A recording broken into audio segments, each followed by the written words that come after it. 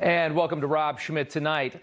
Late today, Senate Majority Leader Mitch McConnell blocked the bill to increase COVID relief checks to $2,000.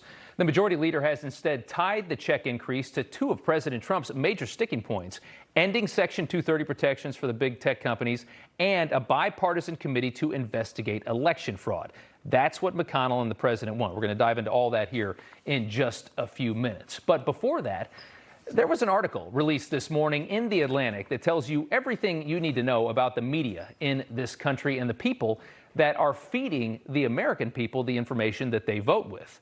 McKay Coppin's article, "The Resistance's Breakup with the Media is at Hand," is getting a lot of attention for being so brutally honest. It confirms what many of us have long suspected, that there is a reason that news reporters have acted so ridiculously hostile and petty towards President Trump for the last 4 years. Here is a sample of what we have seen.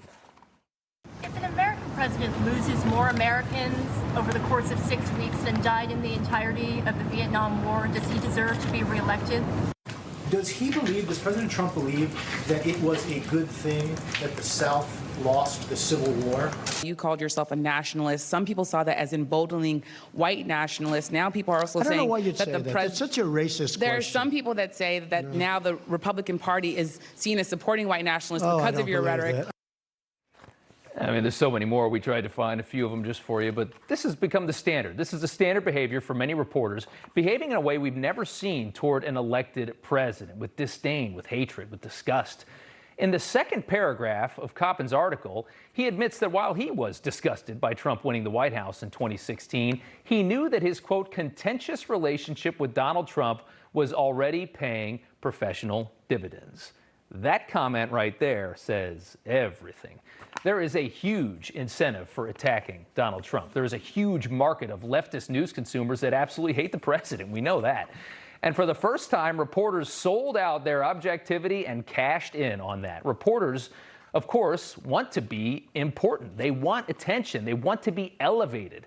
They work hard all day long, we'll give them that. And when that little camera in the press pool aims their way during the afternoon press briefing and they get a chance to create a viral moment, they are incentivized to come up with the most vile, hateful, insulting question that they can think of for President Trump or for his press secretary.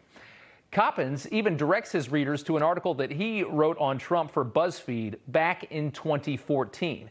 Coppins was invited along to spend, quote, 36 hours on the fake campaign trail with Donald Trump, the fake campaign trail. Here's the best part, the subtitle. Over the course of 25 years, he's repeatedly toyed with the idea of running for president and now maybe governor of New York. With all but his closest apostles finally tired of the charade, even the Donald himself has to ask, what's the point? On the plane and by the pool with the man who will not be king. How dumb does this article look today? Written so confidently, wasn't it? An article full of insults toward a man that D.C. political expert McKay Coppins assures you will never be the president. It's quite hilarious.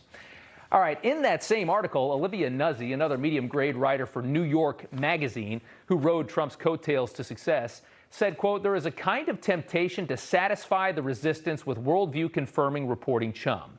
It didn't really require any special bravery to report honestly and critically on Donald Trump. New York Magazine reporting honestly and critically on Donald Trump. There was nothing honest about any of this. It was a nonstop assault for 4 years, incentivized by a globalist liberal audience out for blood against a president that threatened their entire warped view of America's place in the world.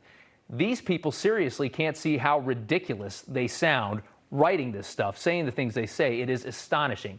They think that they are heroes. They actually think in their minds that Donald Trump is a fascist dictator and that they are the brave journalists who led the resistance against them.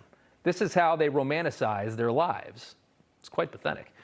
In reality, the Obama administration, their hero, was far nastier toward contentious reporters. They just rarely saw any. Everybody kissed their butt. The Obama administration seek to destroy Fox News reporter James Rosen just for publishing leaked information about North Korea. They spied on him. They seized his emails by invoking the Espionage Act. That is a huge deal, just to go after somebody for releasing information that somebody in the government gave them. Over at CNN this past weekend, a Brian Stelter-hosted panel analyzed just how awful the Trump administration was to the always fair and always objective CNN. Take a listen. Trying to accomplish, Brian, is move the United States in the direction of what I describe as state-supported media. The degree of scrutiny that he would place on CNN was, I think, pretty unique. The network with the sole intent to destroy Donald Trump, that sold 30 years of credibility down the drain to take down one president, now pretending they've always been objective and were shocked when Trump lashed out at them.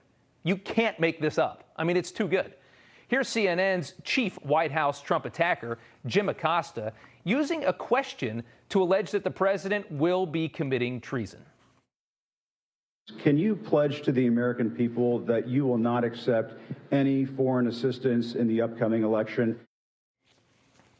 There you go.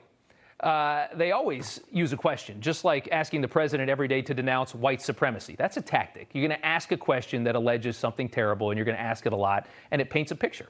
Here's Acosta sparring with Trump and then refusing to give the microphone back and putting on a nice little show for the bloodthirsty crowd over at CNN. That's enough. That's enough. Mr. President, I was going to ask one of the other folks. That's enough. Pardon me, ma'am. Mr. President. That's enough. You remember that one? You felt bad for the girl, and she didn't know what to do. But you'll see right here a much different Jim Acosta 5 years ago asking Barack Obama a question. I wanted to ask you about what some people are calling your best week ever last week.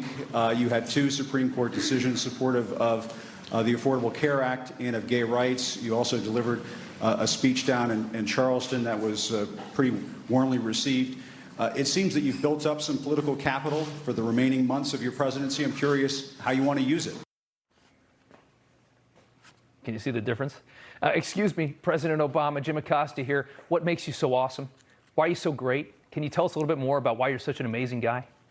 Can we hang out sometime? It's a good thing for Acosta that he kissed Obama's butt so well. The administration never had to invoke the Espionage Act against him. You just watched Newsmax TV, America's fastest growing cable news channel, now in more than 70 million homes. You can get Newsmax TV on your cable system or check your cable guide. And if your system doesn't carry Newsmax, call them, tell them you want Newsmax TV, because we're real news for real people.